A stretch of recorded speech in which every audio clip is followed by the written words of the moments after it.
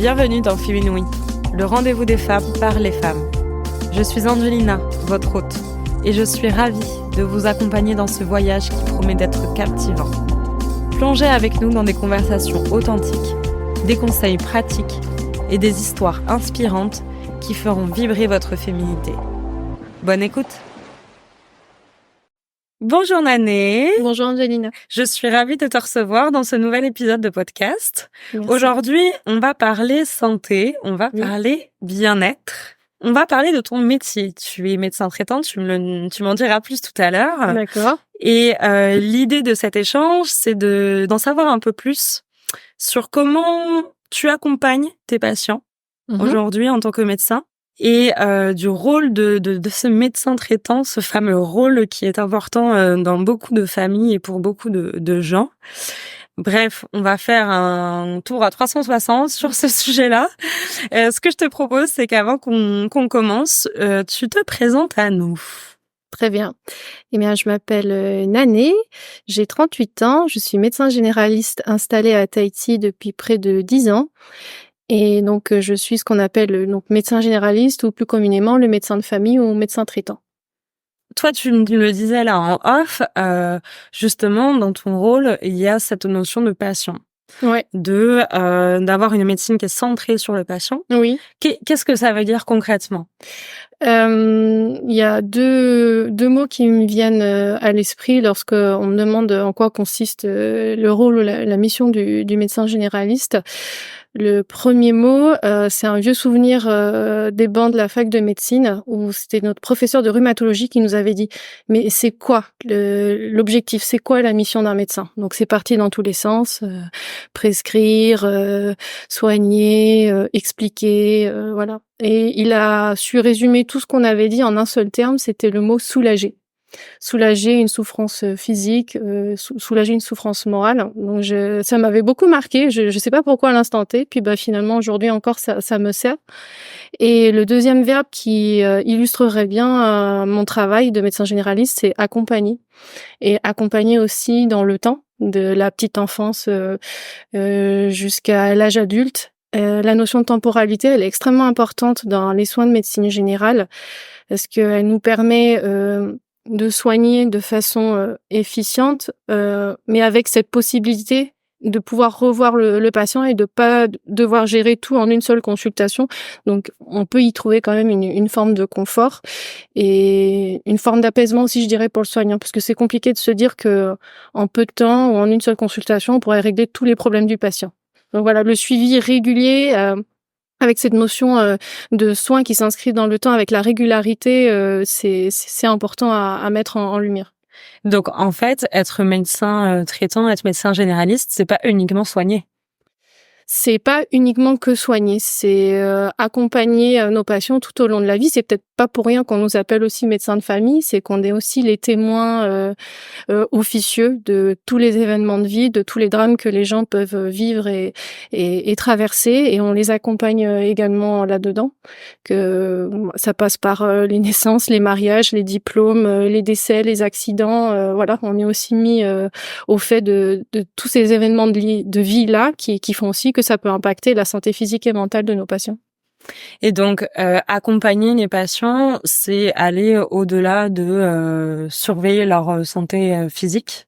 Tu veux dire via une surveillance au travers d'examens complémentaires? Peu importe. En fait, j'essaie de comprendre tout ce que tu es amené à faire en tant que médecin de famille, médecin traitant. Oui, il y a une image qui ressemble, qui pourrait coller à notre rôle de médecin généraliste, tu sais, c'est la déesse Shiva. Là, faudrait qu'on ait plein de bras ou plein de casquettes pour montrer tout ce qu'on fait. Un jour, ça va être une auscultation. Le lendemain, ça va être un conseil sur la contraception. Et le surlendemain, ce sera une visite à domicile pour un patient en fin de vie. c'est ce qui fait la richesse, la beauté de notre métier également, mais qui peut aussi créer beaucoup d'incertitudes, de peur, ou en tout cas nous inviter à l'humilité parce qu'on ne sait pas toujours tout traiter. Et la fameuse phrase qu'on nous dit toujours, si vous ne savez pas consulter votre médecin traitant, le médecin traitant, des fois, il n'a pas toujours la réponse également. Donc voilà, ça nous invite aussi à revoir notre posture, à revoir nos recommandations, à ne jamais hésiter à demander de l'aide auprès de confrères spécialistes qui pourront nous éclairer sur telle ou telle situation. Mais voilà, on est un peu les coordonnateurs des soins de nos patients, quoi. Est-ce que tu as des exemples justement peut-être concrets tout en respectant bien sûr la confidentialité exactement, mais de ce rôle de médecin qui va au-delà de juste un aspect de vie, un moment de vie?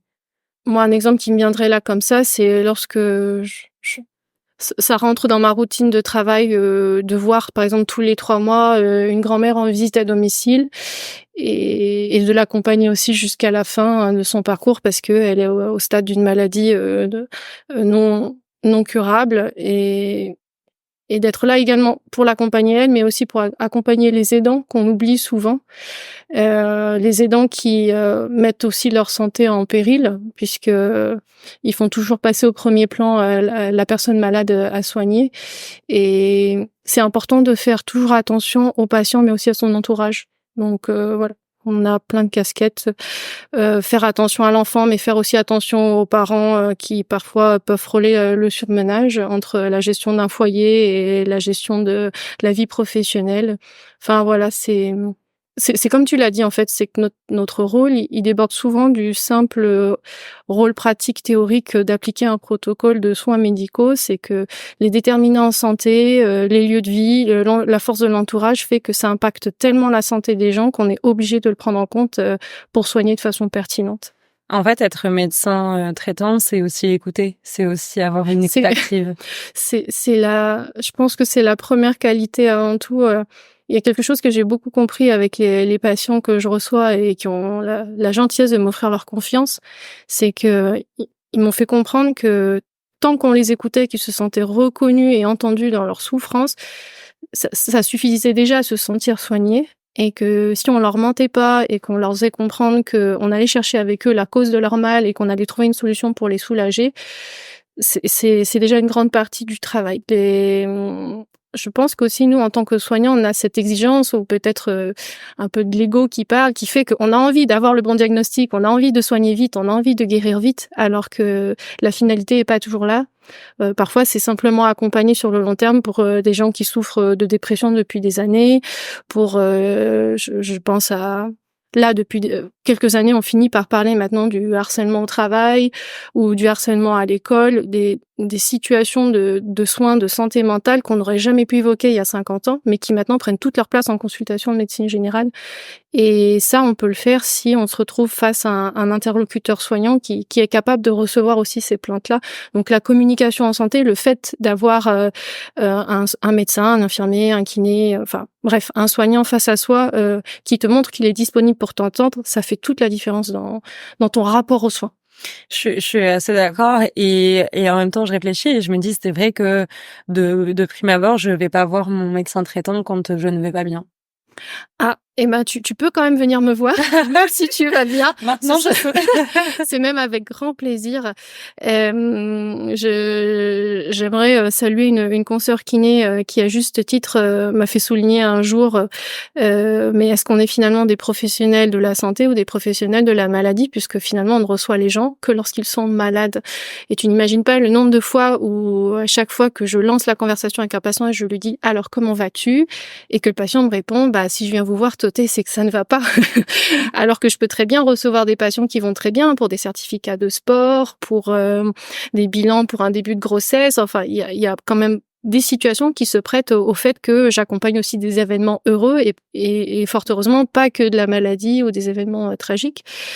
Et en ce sens, je pense que le médecin traitant, c'est vraiment voilà le premier maillon de la chaîne de soins que tu peux contacter pour essayer de faire en sorte au moins de maintenir un bon état de santé ou voire de l'améliorer.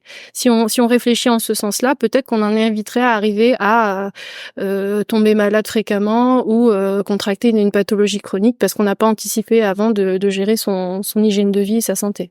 J'allais justement te poser la question. Je pense à ces patients qui tardent à venir te voir ou qui ne vont pas chez le médecin. Qu'est-ce que tu auras envie de leur dire?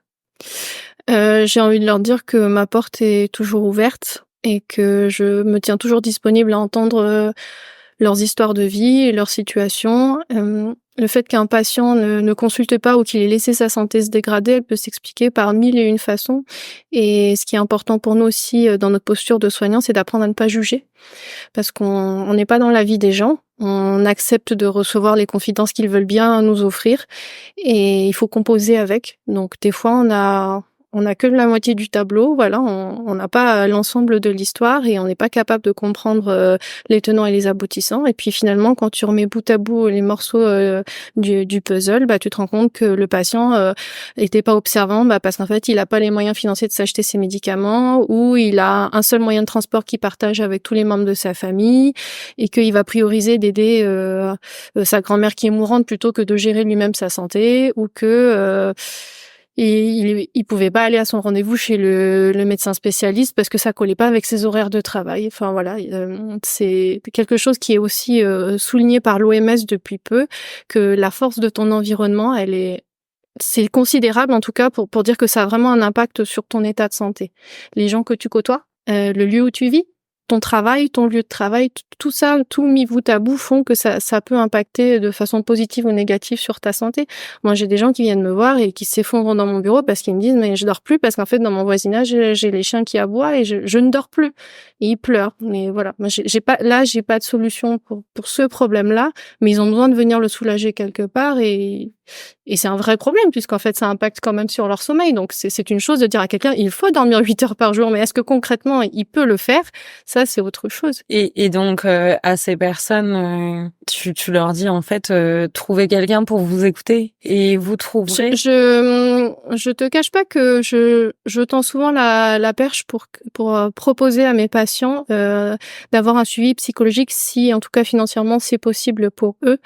Je trouve que c'est un soin qui est absolument primordial et essentiel. Et je t'assure que pour n'importe quelle personne qui franchit le pas de mon cabinet, on a tous besoin au moins une fois dans notre vie de consulter, parce que voilà, on a des parcours de vie qui sont tous différents. On a vécu des événements heureux, tristes, des traumas.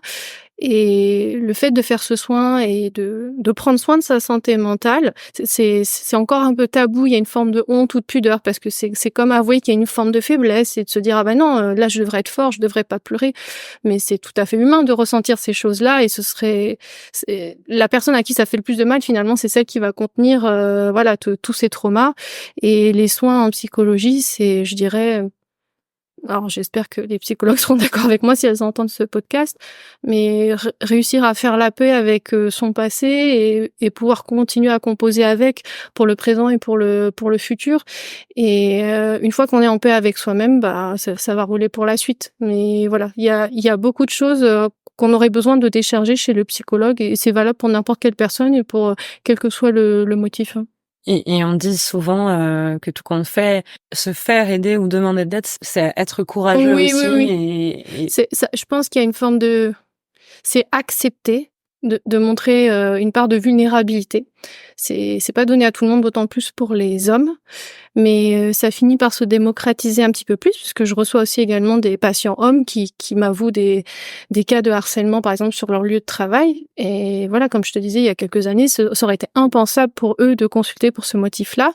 Et puis avec les vagues de dénonciation qu'on peut voir maintenant à l'échelle planétaire, grâce à des mouvements comme #MeToo, etc., on arrive enfin à légitimer la parole des personnes qui ont été violentées pendant toutes ces années et à faire comprendre que finalement ce mode de fonctionnement il n'est pas normal et que c'est pas aux victimes de se terrer dans le silence et de subir ces situations-là. Et le fait que ces personnes-là puissent avoir accès à des soins de médecine générale, à de l'écoute, à un accompagnement avec le psychologue, ça change tout pour ces personnes-là parce que ça permet enfin de de se faire entendre et de se faire reconnaître aussi en tant que personne blessée et atteinte dans sa santé mentale, et que c'est pas une vue de l'esprit, et voilà, rien que le fait d'être reconnu dans sa souffrance, je pense que on pourrait dire que c'est déjà la moitié du travail dans la démarche du soin, quoi. Voilà. Donc en fait, ça va bien au-delà, en effet, de ce qu'on peut imaginer d'être médecin traitant. C'est prendre tout ça en compte, c'est accompagner vraiment. Ouais, et dans un temps imparti, puisque je te cache pas que la notion de temps, comme je te disais, elle est très importante, parce que voilà, on accompagne les patients tout au long d'une vie, du bébé jusqu'à la personne âgée, mais à l'instant T, quand on reçoit un patient, la moyenne d'une consultation de médecine générale en France, elle avait été estimée, je crois, il y a quelques années, à 16 minutes. Ça, c'est les statistiques françaises en métropole. Je saurais pas te donner les statistiques ici en Polynésie française. Voilà, toujours est-il que faut composer aussi avec sa patientèle, et que tu consultes pas pareil si tu as un patient devant toi et personne dans la salle d'attente, ou un patient devant toi et 15 patients qui poussent derrière parce que eux aussi veulent avoir leur temps de consultation. Et ce qui est très drôle quand tu discutes avec les patients, c'est qu'une fois qu'ils rentrent dans le bureau, ils te disent « Ah, c'était long, Toté, hein, j'ai attendu 3 heures en salle d'attente », mais que le quart d'heure que tu passes avec eux, ils te disent « Ah, c'était vite fait avec moi ». Mais en fait, tout le monde a eu son quart d'heure. et que voilà, quand on s'occupe du patient lui-même, le temps passe vite pour soi, mais pas pour l'attendre pour les autres, quoi, c'est ça. Mais par contre, c'est le même temps pour le Toté qui doit gérer à la fois le patient devant lui et celui qui est en salle d'attente. Donc voilà, et la notion du temps, elle est précieuse, parce que soulager et accompagner, justement, ça demande du temps. Et une des solutions qui me semble vraiment appropriée et maintenant indispensable à ma pratique, c'est l'éducation thérapeutique. Je n'ai rien à... Tu es parfaite, je te laisse. Justement, j'allais venir. Qu'est-ce que c'est l'éducation thérapeutique? Alors, l'éducation thérapeutique, c'est une pratique de soins qui consiste à accompagner nos patients à mieux gérer des maladies chroniques et à retrouver une meilleure qualité de vie. Donc par maladie chronique, ça pourrait être le diabète, l'hypertension, l'obésité, les accompagner également dans les sevrages d'addiction comme le tabac. Et donc cette pratique-là, elle se fait en trinôme. C'est le médecin qui va proposer une consultation d'éducation thérapeutique au patient en fonction de sa pathologie. Et la consultation d'éducation thérapeutique, on dit ETP, elle sera prodiguée par une infirmière qui travaille donc en binôme avec le médecin généraliste, ce qui va permettre en fait au médecin de déléguer et de donner, si je puis dire, le relais à l'infirmière, qui elle va pouvoir offrir 1 heure de temps plein, si ce n'est même un peu plus, pour que le patient puisse parler de son état de santé. Donc voilà, comme je te le racontais, un patient diabétique, c'est pas juste se rapporter à la valeur de sa glycémie à jeun ou de son hémoglobine glyquée, c'est au-delà de ça, c'est comprendre comment il peut se soigner, dans quel environnement. Voilà, encore à nouveau parler des déterminants en santé. Et parfois, sur une consultation d'1 heure d'éducation thérapeutique, on arrive à mieux comprendre dans quel environnement le patient évolue, et à essayer de trouver avec lui des objectifs atteignables de changement de comportement en santé. On peut pas demander à un patient, ça me semble absolument utopique et décourageant d'emblée, de dire tu dois être parfait, tu dois avoir un IMC inférieur à 25, tu ne dois plus fumer, il ne faut pas, il y a qu'à faire ça. Les injonctions paternalistes, ça fait des années qu'on fait ça, et ça semble pas fonctionner, puisqu'en tout cas nous on en récupère le fruit aujourd'hui.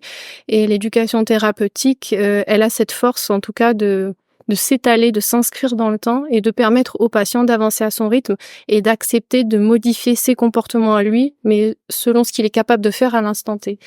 À l'instant T de sa vie, il sera capable d'investir de l'argent pour acheter ses médicaments et pour payer également ses consultations chez le spécialiste. À un autre instant de sa vie, il sera capable peut-être de se mettre en mouvement, d'acheter des baskets et de se mettre concrètement à l'activité physique. Mais c'est dans ces moments-là où vraiment on peut avoir de l'impact sur l'hygiène de vie du patient, c'est là où il faut qu'on l'accompagne vraiment et qu'il se sente pas abandonné dans la démarche. Parce que c'est une chose d'écrire dans un courrier ou voilà de mettre dans son carnet de santé doit perdre du poids ou doit arrêter de manger du sel ou doit avoir une hémoglobine glyquée à 6%. C'en est une autre en fait pour arriver à ce résultat-là. Et moi j'ai compris que ce cheminement-là, il prenait du temps. Je l'ai accepté aussi, et l'ETP, je trouve, apaise beaucoup les soignants aussi, parce qu'on comprend cette notion de temporalité. Et ça permet aussi de déculpabiliser et de permettre au patient d'avoir son rythme de croisière, si je puis dire. Il se soigne à son rythme et il n'y a pas de jugement. On est là pour l'accompagner. Si d'une consultation à l'autre, il a pris du poids, moi je leur dis toujours tu reviens. La progression dans un soin, c'est pas forcément quelque chose de parfait linéaire. Parfois, même comme nous, en tant que soignants considérés comme non malades, on peut faire aussi des écarts. On peut le comprendre. Donc, il faut aussi ne pas avoir cette surexigence dans l'excellence de résultats, alors que voilà, ils sont humains comme nous. Et donc concrètement, imaginons je suis donc fumeuse, je viens te voir, ouais. On parle du tabac, ce serait bien d'arrêter, etc. Ensuite, donc je vais rencontrer une infirmière et l'idée première, c'est de comprendre la vie du patient, comment il fonctionne et c'est ce qu'on appelle un état des lieux, ouais. C'est le bilan initial du patient qui est propre à chaque patient et c'est pour ça que c'est intéressant de faire de l'ETP puisque un patient qui est tabagique, ce sera jamais pareil entre 10 patients fumeurs. Les raisons de l'un seront pas celles de l'autre. Et la communication en éducation thérapeutique, je trouve que c'est un outil qui est extrêmement puissant et qui nous aide vraiment dans la démarche de soins parce que ça aide aussi les patients à révéler eux-mêmes les bonnes réponses et ils les savent. Voilà, si tu me consultes pour me dire oui, je fume, je t'encouragerais à réfléchir dans la voie du sevrage, mais j'essaierai déjà d'évaluer où tu en es. Si tu me dis non, c'est catégorique, je n'en veux pas, j'irai pas plus loin et je n'insisterai pas. Et si tu me dis bon, c'est vrai que ça fait plusieurs fois que tu m'en parles, pourquoi pas la rencontrer? Voilà, la porte elle est ouverte et tu fais déjà un pas dedans. Et rien que le fait d'essayer déjà, ça fait partie de la démarche de soins. Et il faut toujours savoir aussi encourager et valoriser les petits efforts. J'ai envie de dire presque, il n'y a pas de petits efforts. Parce qu'avant d'arriver à un grand résultat, il faut toujours commencer par le premier pas. Et c'est ça qu'il faut savoir mettre en avant. Et sortir de tout ce qu'on a pu nous apprendre pendant des années, d'essayer d'obtenir le résultat final qu'on veut tellement obtenir. Je pense par bienveillance, je dirais, mais voilà, on est trop pressé et on voit pas que face à nous, parfois, c'est des êtres humains qui ont aussi des contraintes, qui ont d'autres priorités. Et ça, il faut que nous, on l'accepte en tant que soignants. Il faut surveiller le chemin aussi et pas uniquement la destination. Voilà, c'est ça. Le proverbe, c'est ce n'est pas la destination qui importe, c'est le chemin et surtout les gens qui t'accompagnent aussi. Moi, les gens que je rencontre en consultation et qui me confient des histoires qui sont parfois déchirantes, je vois des destins ou des vies qui sont brisées parce qu'ils sont pas entourés de bonnes personnes. Enfin voilà, la qualité de ton entourage, mais elle est primordiale. Si tu es entouré de gens qui te font sentir bien, en confiance, en sécurité, qui t'encouragent constamment, là tu vas rebondir. Là, tu auras de la résilience. Tu seras toujours capable de te dire je peux faire mieux, je vais trouver une solution, je vais aller de l'avant. Tout est important. Je voyais passer récemment sur les réseaux sociaux et je trouvais que la phrase était assez juste quand même. On dit on se nourrit pas que d'aliments finalement. Tout ce qui nous nourrit, c'est aussi tout ce qui nous entoure. C'est les discussions qu'on peut avoir, c'est les gens qu'on côtoie, c'est le lieu dans lequel on vit. Tout ça, mis bout à bout, fait que on peut se sentir en bonne ou en mauvaise santé, quoi. C'est nos expériences de vie aussi qui, du coup, définissent qui on est, tout comme on fait. Nos expériences de vie, mais comment dire? Et les choix qu'on fait. Exactement. Face à ces expériences. Mais malheureusement, certains, je dirais, restent un peu enfermés dans les mêmes choix que des générations précédentes parce qu'on leur ouvre pas forcément la voie et on leur fait pas. Dans l'idéal, j'aimerais pouvoir leur montrer qu'il existe d'autres chemins à suivre et que c'est possible et qu'ils en ont parfaitement le droit, le libre arbitre. Et ça, c'est compliqué. C'est pour ça que je disais que la force de l'entourage, elle est énorme si tu as les influences, le poids de l'éducation aussi, de tout ce que tes parents peuvent te transmettre déjà dès tout petit. Ça, si tu as les bonnes règles d'hygiène de vie, que tu comprends ce que c'est que de manger équilibré, que tu te brosses les dents, que tu comprends qu'il faut pas tendre vers les addictions, mais plutôt essayer de faire une activité physique régulière, ça deviendra même pas un effort pour toi en étant plus grand, ça deviendra une normalité, puisque c'est ce qu'on t'a inculqué depuis toujours. J'en reviens du coup à ce terme d'éducation thérapeutique. Ouais. L'idée donc c'est d'accompagner, donc on fait le rendez-vous, on fait l'état des lieux et ensuite on se voit, on se revoit, c'est ça? Oui, le suivi est régulier, donc je dirais la fréquence c'est à peu près 1 heure, une fois par mois. selon la disponibilité du patient, et les consultations ne sont pas payantes pour le patient. On a vraiment insisté sur le fait qu'on ne voulait pas que l'argent soit une barrière financière pour accéder à ce soin. Donc on reçoit tout le monde, ceux qui ont les moyens comme ceux qui n'en ont pas. Et il n'y a pas de limite. Si tu as besoin de faire 3 consultations pour le sevrage tabac, bah, tant mieux. Si tu as besoin d'en faire 10, 15, 20, on continue dans la durée. Est-ce que tu as un exemple de patient ou patiente où il y a vraiment justement eu une évolution, enfin en tout cas où les bénéfices de cette se sont vus rapidement. Oui. Exactement. Alors je te cache pas que c'est quand même frustrant pour certains cas, parce que avant d'avoir un bon résultat qui s'inscrit dans le temps, justement il faut du temps. Mais on a le cas où on prend en charge des enfants et des adolescents en surpoids et obésité, et c'est fascinant, je dirais même, de prendre en charge ces tranches d'âge-là de patients, parce qu'ils ont cette malléabilité cérébrale à pouvoir réadapter leurs habitudes, ou à accepter en tout cas que cette mauvaise habitude-là peut être remplacée par une autre. Alors que quand tu te confrontes à quelqu'un qui a 50 ans de mauvaises habitudes, c'est plus dur à défaire, parce que le chemin dans le cerveau, il est fait depuis tellement d'années que c'est presque inconcevable de manger autrement, de faire autrement. Donc voilà. Et chez certains enfants, on a réussi à les refaire retomber dans la courbe de poids avec un IMC normal. Donc ça, c'est une belle victoire, parce que c'est les faire sortir de l'obésité. Ici, les patients suivis en éducation thérapeutique, c'est globalement nos patients diabétiques et obèses. Si on arrive à prendre le problème, si je puis dire, dès le plus jeune âge, on évite de faire grandir une population qui souffrerait d'obésité, de toutes les complications qui s'en suivent. Donc c'est pas rien finalement de s'occuper de la santé de chaque personne. C'est important pour la personne en elle-même, mais voilà, on fait partie d'un groupe, d'une communauté, on y contribue tous à notre manière. Et l'objectif, moi, c'est ce que je dis toujours à mes patients. Je dis, moi, mon job, c'est de m'assurer que tu puisses garder le meilleur état de santé possible, le plus longtemps possible, pour le reste de ta vie. C'est la phrase que je leur dis, par exemple, quand je leur parle de vaccination, de contraception. Ou sinon, je leur fais un parallèle ou une métaphore, parce que les gens savent très bien imager les choses. Si on leur parle pas en termes médicaux, ils comprennent très bien aussi. Je leur dis, bah tu sais, ta santé, faut l'imaginer comme un espèce de gros coffre au trésor avec plein de pièces. Et si t'en prends soin, bah ton trésor, il reste toujours bien volumineux. Voilà, si tu fais moins attention, si tu fais des écarts, si tu tombes dans les addictions, bah les pièces, elles tombent petit à petit. Puis au bout d'un moment, dans ta vie, bah tu vas te retrouver avec pas grand-chose, et il va falloir composer avec ce peu de trésor qui te reste, quoi. Donc c'est important de préserver. Voilà, moi je dis toujours aux patients, même aux enfants en fait, parce que parfois je me dis ça pourrait marquer les esprits d'un enfant, mais ta santé, c'est ta plus grande richesse. Tu pourras avoir tout l'or du monde, si t'as pas la santé, tu peux pas faire tout le reste.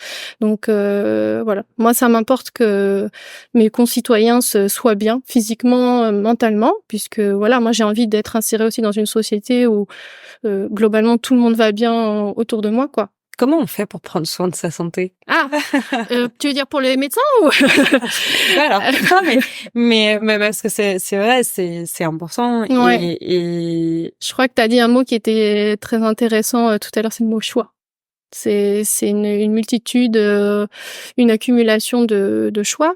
On n'a pas besoin d'avoir comme je te disais, un parcours qui est lisse, qui est parfait, sans aucun défaut, hein.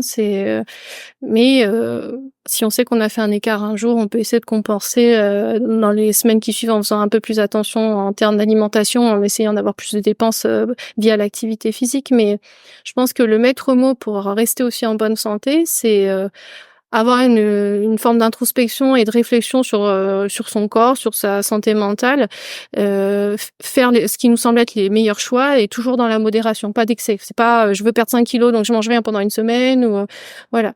Les meilleurs résultats, ils s'obtiennent toujours avec des efforts, même petits, et sur le long terme. Et l'important surtout, c'est que ça reste des habitudes qui deviennent la normalité, en fait. Ne pas être constamment dans les exigences et dans les restrictions qui font qu'après ça bascule et qu'on perd le contrôle, que ce soit pour la cigarette ou pour les restrictions alimentaires, quoi. C'est vrai, hein, dès que on a ce sentiment d'être un peu enfermé ou frustré, on a du mal à tenir nos engagements, et donc c'est trouver ce parallèle. Moi j'en ai beaucoup, par exemple des patients fumeurs qui me disent non mais là j'étais pas prêt, et quand tu discutes avec eux, en fait ils ont déjà essayé essayé au moins 4 ou 5 fois d'arrêter. Et parmi les 4 ou 5 fois, ils ont même eu une fois où ils ont réussi à arrêter de fumer pendant 3 ans. Je dis, mais tu te rends compte, pendant 3 ans, t'as pas touché à une cigarette. Donc moi, je retiens quand même que t'es capable de le faire sur une durée de 3 ans.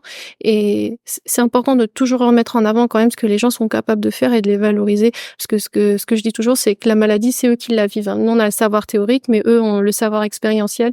Et l'association des deux fait qu'on a ce qu'on appelle l'alliance thérapeutique. On va trouver un terrain d'entente pour se mettre d'accord sur comment mieux te soigner avec ce que tu es capable de faire et ce que tu veux bien faire. En fait, l'éducation thérapeutique, c'est prendre en compte tous les aspects de la santé, la santé mentale, la santé physique, la santé émotionnelle, et trouver comment accompagner tout ça, en fait. Tout ça, mais petit à petit, quand j'en parle avec mes consoeurs infirmières d'éducation thérapeutique, elles me disent que, voilà, pour cette séance-là, il y a beaucoup de choses qui sont ressorties. Parfois, leur travail pourrait presque s'apparenter à une consultation de soins de psychologie, tellement il y a de choses à décharger. Voilà, quand on doit gérer une santé qui est défaillante, en plus de tous les soucis qu'on pourrait avoir sur le plan personnel. Et voilà, l'objectif là, ce serait de rajouter 20 minutes de marche dans la semaine.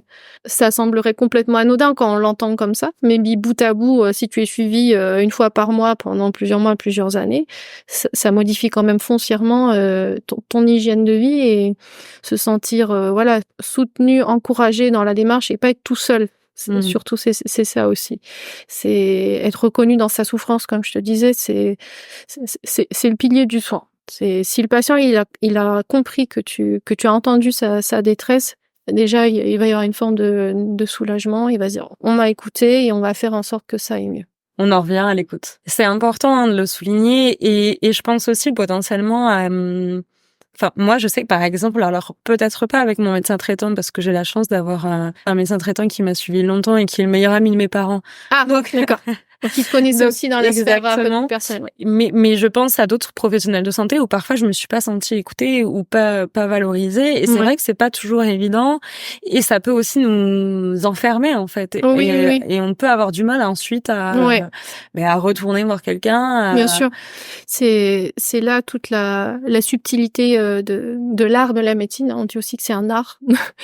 Et je pense que quand on veut bien se soigner et qu'on veut bien prendre soin de sa santé, donc c'est une chose d'avoir cette forme de réflexion, de faire les bons choix, comme on le disait tout à l'heure, mais dans les choix, il incombe aussi, je pense, aux patients de savoir choisir les partenaires, les professionnels de santé qui lui conviennent, parce que voilà, un soignant pourra convenir à un patient, mais pas à un autre, inversement.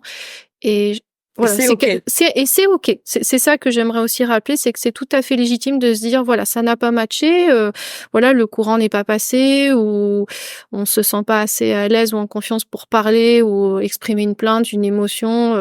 Voilà. Moi, ça, je reviens toujours là-dessus. Je me dis, tu sais, juste le fait de verbaliser les choses, des fois, ça fait du bien. Juste de te l'entendre dire et de voir qu'en face, on t'a entendu, c'est toujours mieux que de tout garder pour soi. Et l'écoute, c'est voilà, on le disait tout à l'heure, c'est la base même du soin. Mais une écoute active, hein, une écoute sur laquelle on peut rebondir et réfléchir ensemble pour trouver une ou des solutions. Pour la grande majorité des patients que j'ai pu adresser en suivi ETP, là pour mes patients obèses et diabétiques, il y en a plus de 90%, 95% qui ont adhéré et qui restent. Parce que c'est une chose de dire à quelqu'un, faut que tu perdes 20 kilos, mais le chemin, comme on disait, pour arriver à cette perte de 20 kilos, parfois il est long et il demande du temps. Et c'est là voilà. Moi j'ai cette, cette chance de pouvoir travailler avec ma consoeur infirmière d'éducation thérapeutique et de pouvoir prodiguer ce soin-là. Et les patients que je reçois au cabinet sont extrêmement réceptifs à ce type de soins. Qu'est-ce que tu pourrais justement peut-être me recommander? On en parlait tout à l'heure pour prendre soin de ma santé, mais est-ce qu'il y a des choses qui sont générales et qu'on devrait réussir ou pouvoir effectuer pour nous, pour une vie saine ou en tout cas plus saine, C'est une très bonne question et figure-toi que cette question, j'adore la poser aux enfants en consultation parce que je sais pas, je pourrais philosopher pendant des heures sur la notion de la bonne santé, mais c'est quelque chose qui m'intéresse et de me dire que je mets ça dans l'esprit des enfants en me disant ça va peut-être germer dans leur esprit et plus tard ça fera peut-être une graine, une fleur. Et quand tu demandes à des enfants, mais même qui ont 3, 4, 5 ans, ils savent très bien te donner les bonnes règles d'hygiène de vie. Ils vont te dire, bien dormir, manger des légumes, écouter maman. Donc voilà, ils ont ce rapport à l'autorité parentale où ils comprennent en fait que voilà, ta figure d'autorité, elle est là aussi pour te guider dans les bons choix pour ta santé. Donc c'est pas dit comme ça, mais eux ils l'ont déjà intégré comme ça et c'est génial. Faire de l'activité physique. Donc toutes ces choses-là, ils les ont. Après, c'est aussi quelque chose que j'ai à cœur de souligner, c'est pas parce qu'on sait qu'on fait. Oui. Voilà. Tu as aussi des soignants qui savent que c'est très mauvais pour la santé de fumer et qui pourtant fument. Et cette barrière entre la notion de savoir et d'action, elle est floue. Je remarque qu'il y a beaucoup de gens qui sont pleins de bonnes intentions, qui essayent de prodiguer du savoir médical aux patients, à des spectateurs ou sur les réseaux sociaux. Mais je me dis, mais qu'est-ce qu'ils en font finalement de ce savoir, les gens après derrière leurs écrans? Qu'est-ce que concrètement ils peuvent en faire, tu vois? Quand on te dit, comme je te disais, il faut dormir 8 heures par jour, mais cette pauvre dame qui me dit, mais moi je dors pas parce que je vis dans un environnement qui est pas propice à un sommeil de qualité. Voilà. Après, mettre en action les bonnes solutions, c'est propre à chacun. Faut toujours les encourager dans leurs efforts du quotidien et encourager la modération aussi. Pareil, c'est ce que je dis par exemple pour un patient qui est diabétique. Pour moi, c'est un non-sens de dire 0 sucre. Pour un patient hypertendu, plus jamais de sel. Est-ce qu'on arriverait à infliger ça soi-même à nous-mêmes? À nous-mêmes, c'est voilà. En fait, c'est aussi cette notion de culpabilité. C'est comme tu le dis, donc bien dormir, bien manger, faire une activité physique. On le sait, mais c'est bien de le rappeler. C'est important. De se le rappeler. Après, voilà, c'est ce que je dis toujours aux patients. Je dis, mais tu sais, sur une journée, ta journée, elle est découpée en plein de moments. C'est pas besoin d'être parfait du début à la fin. Tu peux faire un effort au début, à bien faire 3 repas et ne pas grignoter aujourd'hui. Le lendemain, ce sera aller marcher une demi-heure. Le surlendemain, ce sera aller te promener dans la nature. Voilà, j'insiste toujours. Voilà, quand j'ai des patients qui sont en souffrance psychologique, je leur dis là, voilà, si tu te reposes, je t'invite vraiment à aller marcher et en plein air. Plutôt que de t'enfermer à la maison, va au contact de la nature, de la forêt, de la mer. Ça te fera vraiment du bien et ça a vraiment été prouvé par des études scientifiques que le contact avec la nature, c'est un des meilleurs antidépresseurs. Juste le fait d'être en contact avec la lumière du soleil aussi. On est quand même gâtés en Polynésie. Le climat est assez propice à ce qu'on reste de bonne humeur, voilà. Mais encourager les efforts du quotidien, encourager la modération et ne jamais hésiter à entretenir, si on s'estime déjà en bonne santé, ne jamais hésiter à l'entretenir en tout cas par des suivis et des examens de prévention. Tu parlais du soleil. Ouais. J'avais vu une étude qui disait que quand tu te lèves le matin, tu bois un grand verre d'eau, tu te mets 1 minute au soleil et ça y est. T'es réveillé. Et c'est impressionnant, c'est vrai. Et on a la chance d'avoir le soleil, comme tu dis ici, de prendre 5 minutes, de sortir juste sa tête dehors et de prendre un bon bol de vitamines. Et moi qui étais une grande dormeuse, amatrice de grasses matinées à l'époque en métropole pendant mes jeunes années, ici je trouve que même si tu es fatigué, tu te réveilles très naturellement, spontanément avec le soleil. Enfin voilà, le soleil est là, tu te dis en fait il fait jour, il fait beau, j'ai envie de profiter de ma journée qui a déjà commencé. Donc c'est, si je puis dire ici, les patients ont cet avantage-là d'être dans un climat qui est quand même assez chaleureux et agréable. Au même titre que l'activité physique, c'est quelque chose que j'encourage fortement en plein air, puisqu'ici c'est accessible, c'est facile, ça demande pas forcément beaucoup de moyens de se mettre en mouvement. Marcher. C'est vrai, il y a plein de parcs, il y a la nature. Voilà. Il y a ça demande quoi? Une paire de chaussures. Tu peux aller nager dans la mer. La mise en mouvement en plein air, c'est infiniment faisable. C'est accessible à tous ici en Polynésie et c'est le meilleur remède pour garder une bonne santé physique et mentale en tout cas. Merci pour ces petits conseils. J'aurais un petit exercice à te faire faire. Oui. Je te propose de répondre à des phrases que je vais te donner et de me dire si selon toi elles sont vraies ou elles sont fausses. Ok. On commence. On commence. Je vais voir mon docteur seulement parce que je suis malade.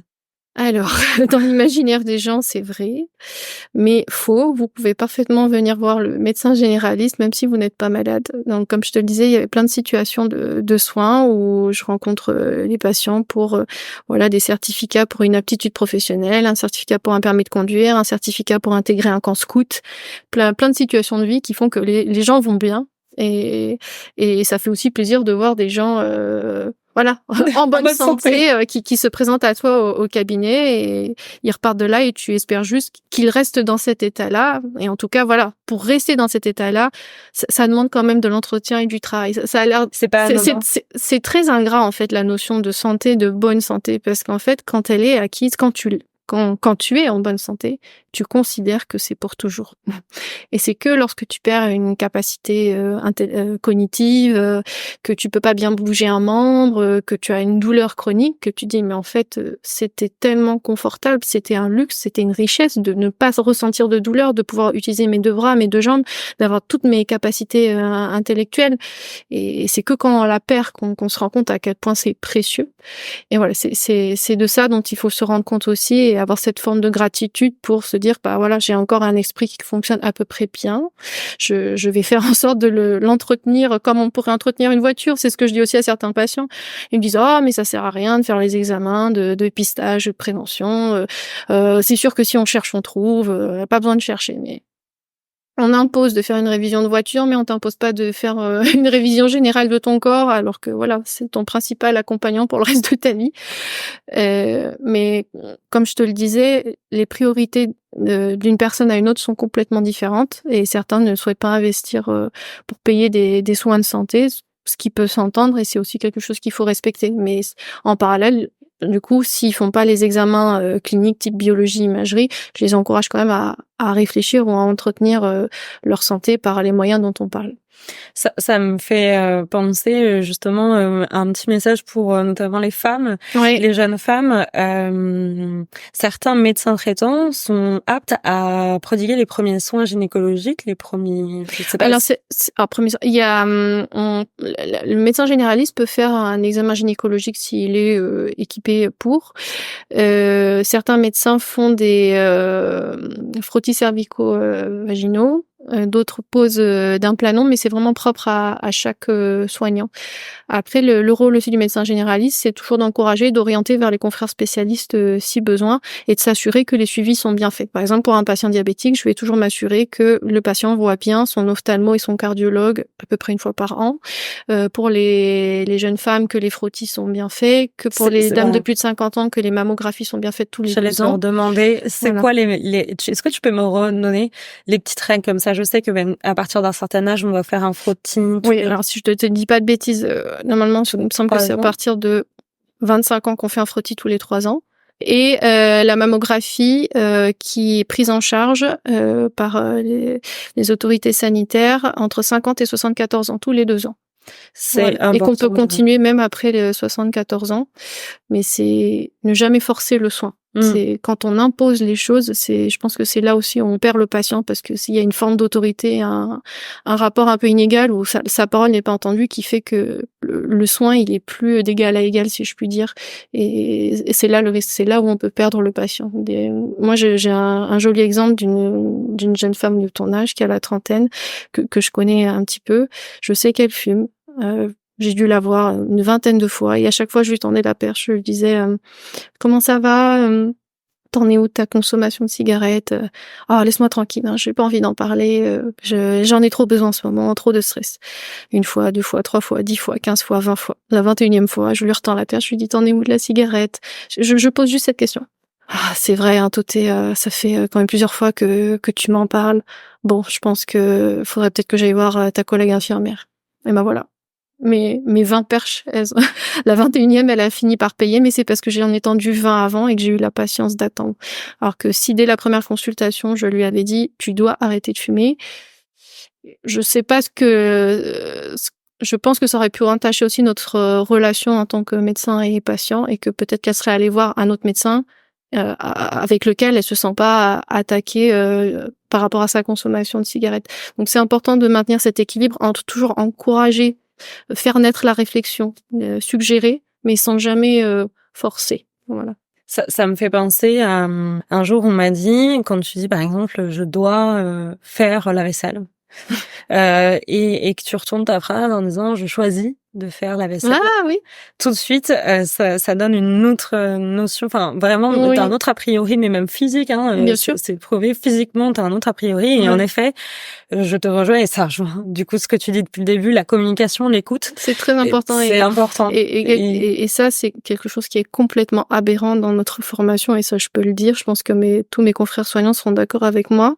C'est qu'on fait une dizaine d'années d'études pour être formés à être des bons praticiens, voire même des techniciens du corps. Je pense à mes confrères spécialistes qui sont spécialistes d'organes.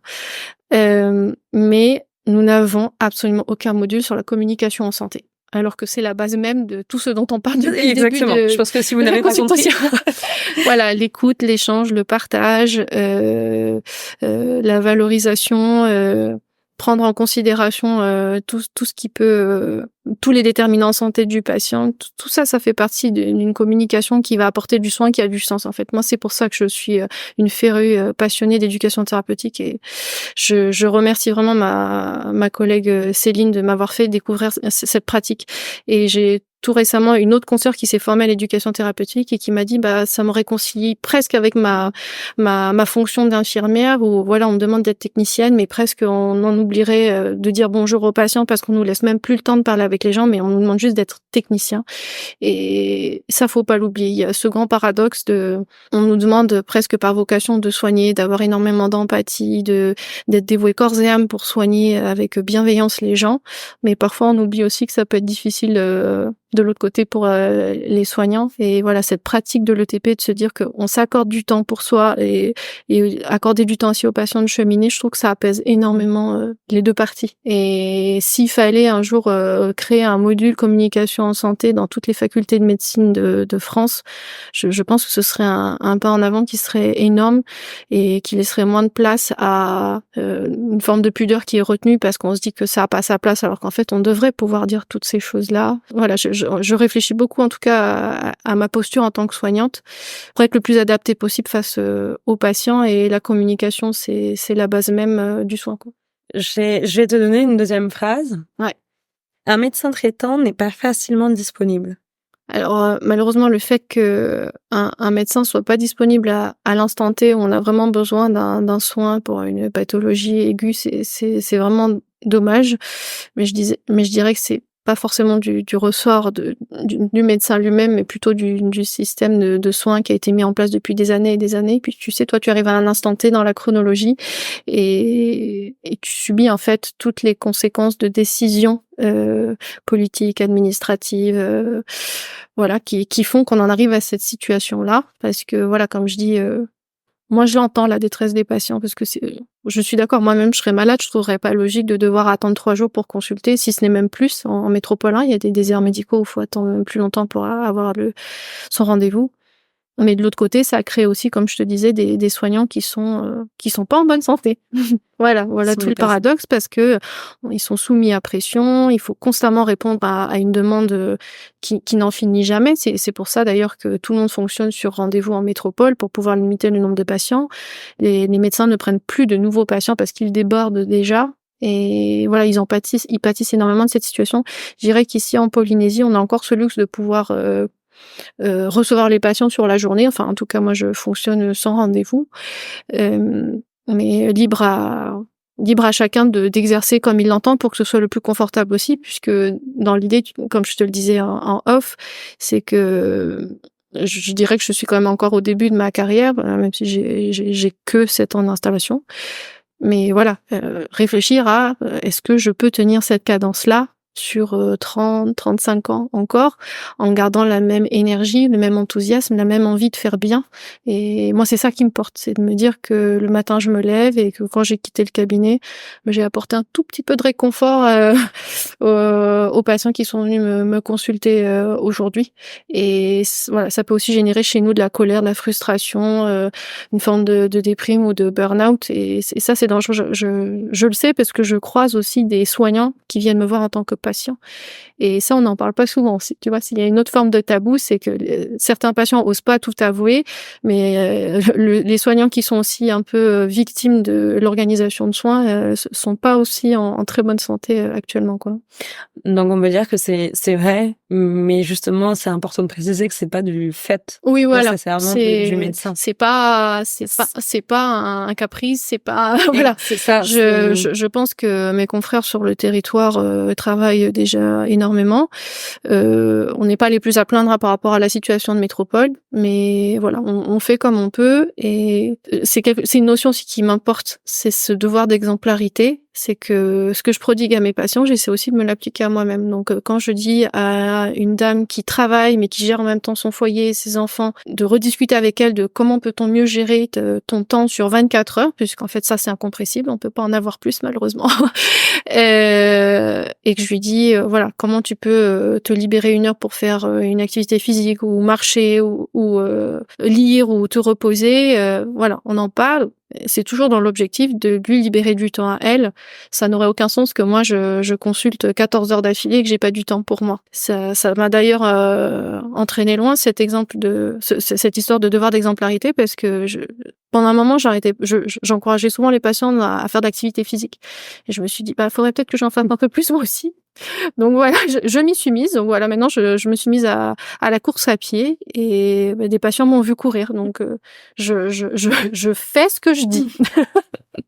et ça c'est important. Donc voilà, pour répondre à ta question, les médecins ne sont pas toujours disponibles. Alors, matériellement, c'est vrai, mais c'est faux parce je pense que s'ils respectent bien leur serment d'Hippocrate, le temps de la consultation, en tout cas, ils font de leur mieux pour soigner correctement les gens. Et là, ils sont plus que disponibles. Et en fait, j'ai envie de conclure sur ça. Comme tu dis, vous faites de votre mieux et si je devais définir ou redéfinir ou peu importe le rôle du médecin traitant, comme ce que j'en ai compris de notre discussion, c'est vraiment cette personne qui t'accompagne tout au long de ta vie dans ton bien-être, donc physique, mental, social, qui t'encourage à faire les meilleurs choix pour ta santé et qui t'écoute. Voilà, t'as tout résumé. Soulagé, accompagné. Merci beaucoup pour tout ça. Pour finir, j'ai une dernière petite question. Ouais. J'avais envie de finir sur un truc un peu plus fun. Ouais. Je te laisse l'opportunité de rencontrer une personne célèbre. Qui tu choisis et pourquoi? Alors, sans l'ombre d'une hésitation, je vais te répondre. C'est la chanteuse mondialement connue qui s'appelle Taylor Swift. Je suis ravie d'avoir l'opportunité de parler d'elle dans une interview. Pourquoi j'admire énormément cette artiste, c'est que elle a une exemplarité irréprochable. Je trouve qu'elle est un modèle pour la jeunesse qui est formidable. Voilà, c'est une artiste qui est autodidacte. Elle compose, elle écrit les paroles de ses chansons. Elle est interprète. Elle a montré beaucoup de détermination et de persévérance pour concrétiser son rêve de devenir chanteuse. C'est vraiment au-delà des strass et des paillettes en fait. Ce que j'aime chez cette artiste, c'est que même quand on lui a mis des bâtons dans les roues, même quand on lui a fait comprendre que c'était pas possible, elle a jamais abandonné. Elle a mérité sa place. Elle l'a travaillé pour l'obtenir. Et moi, je me dis qu'elle montre ça à des millions de jeunes enfants. C'est incroyable. Enfin, l'impact que ça peut avoir en termes de santé physique et mentale. Et avoir des modèles comme cet artiste que je trouve incroyable. Ben voilà, ça redonne une autre dynamique. Et si je pouvais donner aussi un autre conseil aux jeunes qui nous écoutent. On est dans cette ère où on vit avec les réseaux sociaux, où on choisit de suivre, d'être le follower de quelqu'un. En tout cas, choisissez de suivre des gens qui vous inspirent et qui vous font sentir capable et qui vont vous donner envie de délivrer tous vos potentiels. Ne suivez pas des gens qui vous font vous sentir moche, pauvre, incapable. C'est tout le contraire de ce que ça devrait. Enfin voilà, ces gens-là qui sont là que pour leur image ou pour redorer leur blason et se faire valoir eux, mais sans rien vous apporter à vous. Réfléchissez. Quand vous regardez leur contenu, est-ce que vous vous sentez bien ou pas? S'il y a une forme de mal-être, de sentiment de perte de confiance, d'infériorité, c'est que c'est peut-être pas le bon contenu. Si c'est quelqu'un qui vous inspire, qui vous apporte de la joie, de l'optimisme, du bonheur, de l'espoir, qui vous donne envie de vous surpasser, c'est que ça, c'est plutôt la personne à suivre. Ça, c'est très important parce que à un âge où on est adolescent, on peut être très influençable. Voilà, encore une fois, la force de l'environnement, des gens qui nous entourent, des gens qu'on suit, des gens qu'on admire et qu'on observe, c'est hyper important. Donc, moi, en tant que médecin généraliste, je peux vous prescrire de suivre Taylor Swift en toute sécurité. Elle pourra que vous apporter bien-être mental. Voilà, je sais pas si ça a répondu à la question. Mais c'est parfait et j'aurais envie de conclure sur ça. On parle de choix, c'est en fait choisissez-vous. Choisissez-vous et choisissez bien tout ce qui vous entoure, c'est primordial. Absolument tout. C'est pas que le choix de ce qu'il y a dans votre assiette, c'est les gens qui vous entourent, c'est le lieu où vous vivez. Tout ça, ça fait partie de votre santé. Je m'en suis rendu compte, au fur et à mesure de consultations avec des patients ou même pour ma situation personnelle. Et j'ai la chance incroyable d'être entourée de gens qui, je pense même sincèrement, et m'encouragent dans mes projets et qui me donnent la force de croire que c'est possible. Donc voilà, je me lance. Et c'est pour ça que là, mes projets à venir, ce serait justement de réaliser des vidéos de santé qui vont inviter les gens à réfléchir sur leur propre comportement en santé. Ce qui est très inspirant et on a hâte de voir ça. Merci. Merci beaucoup Nané pour tout ça et pour cet échange. Merci. À très bientôt. Au revoir. Merci à toutes et tous pour votre écoute et pour être restés jusqu'au bout de cet épisode. Encore merci pour votre soutien. D'ailleurs, si vous pouviez prendre une petite minute pour noter ou commenter cet épisode, ça me serait d'une grande aide. Et pour ne rien louper, n'hésitez pas à nous suivre sur nos réseaux sociaux, Féminouille Podcast.